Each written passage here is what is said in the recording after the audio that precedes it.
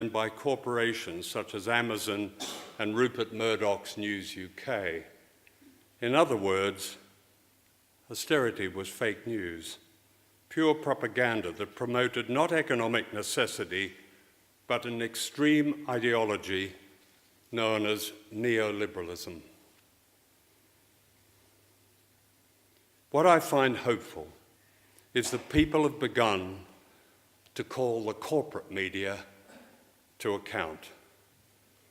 Many of us no longer accept the arrogance and defensiveness of a media divinity that rarely has to account for itself. We need a new language in journalism, a new spirit that encourages young journalists to report the world from the ground up, not from the top down. At present, terrorism is always theirs, never ours.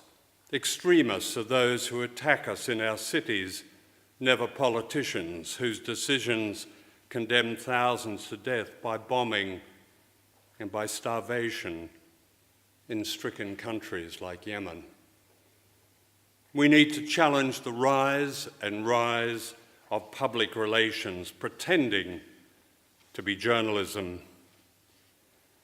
We need to challenge fake zeitgeists, such as the obsession with look at me, which has nothing to do with personal liberation and everything to do with consumerism.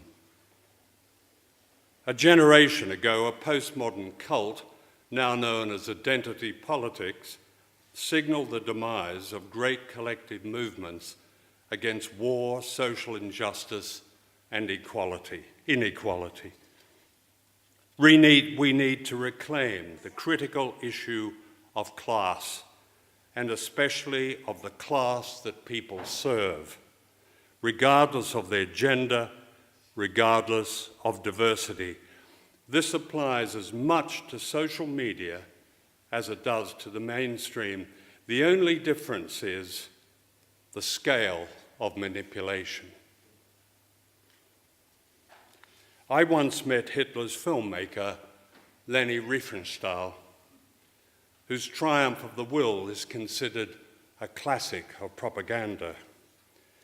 I asked her why the German bourgeoisie capitulated to the Nazis, and she replied that there came a point when a society revealed what she called its submissive void.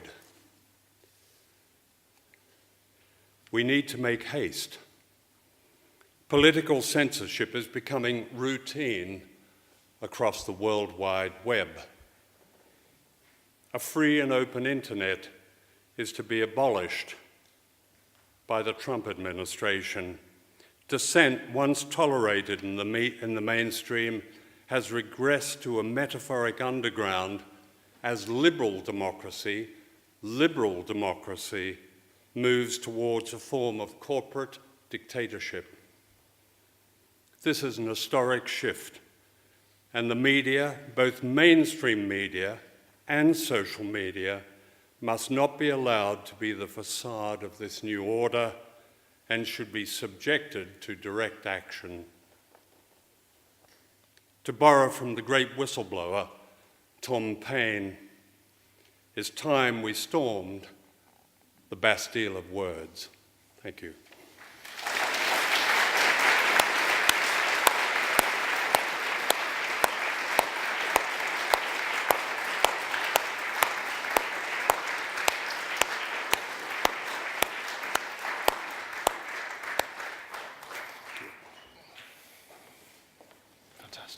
Thank you, John.